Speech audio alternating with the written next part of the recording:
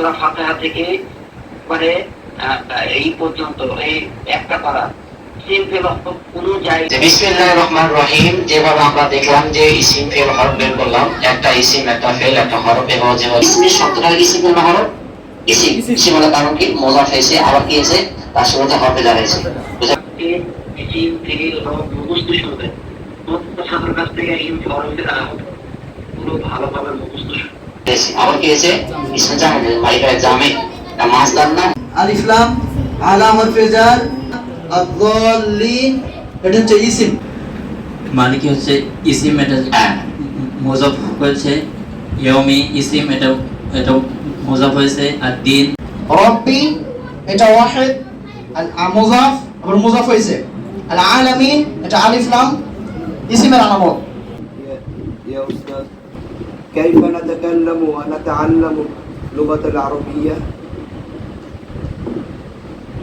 আলহামদুলিল্লাহ কিভাবে আমরা আরবিতে কথা বলবো, আরবিতে কথা বলতে মানে পারবো, সুন্দর কথা। সর্বদাই সারাদিন সারা রাত সব সময় সর্বক্ষেত্রে সর্ব জায়গায় যে আমরা আরবিতে কথাবার্তা বলবো এটা ভালো একটা উদ্যোগ এবং মন মানসিকতা থাকা খুব ভালো। সামনে সপ্তাহে কি আলোচনা করবো, এবার ছোট ছোট বিষয়গুলো যখন আরবিতে আমি বাজারে যাবো, বাজার থেকে আসবো, রিক্সায় যাবো, রিক্সায় আসবো, এই ছোট বিষয়গুলোর জন্য আরবি আস্তে আস্তে কথাবার্তা বলবে, এটাই হলো কাইফানা তাকাল্লাম বিল লুগাত আরবি, এটাই হলো কাইফিয়াত।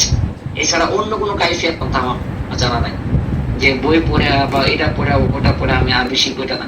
যেটা শব্দ অর্থ জানা না ডিকশনারি আছে, ডিকশনারি জানবো, যেটা শব্দ অর্থ জানা নাই আমার ডিকশনারি জানিয়ে দেবো। থিওরি কি নাম এবং সরব, কোনটা ইসিম কোনটা ফেল কোনটা হরফ, হরফের মধ্যে কয়টা ভাগ আছে, ইসিমের মধ্যে কয়টা ভাগ আছে, ফেলের মধ্যে কয়টা ভাগ আছে, কোনটা কার প্রকার, ওর সংজ্ঞার সাথে তাকে মেনে নেব।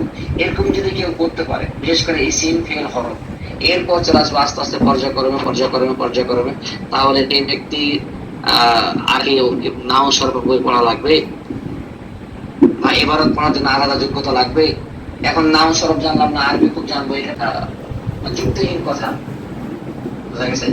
তো প্রত্যেকটা ছাত্রকে মানে খুব আগ্রহের সাথে, যেহেতু এখানে টিচার ভালো আছে, তারপরে কি বলে ওস্তাদ পরিবেশও ভালো আছে, খাওয়া দাওয়া আলহামদুলিল্লাহ খুব সুন্দর, তাহলে তিনটা বিষয় খুব সুন্দর আছে, মন মানসিকতাকে স্থির করতে হবে। এখন তাহলে তাদেরকে আর কোনো সমস্যা নাই।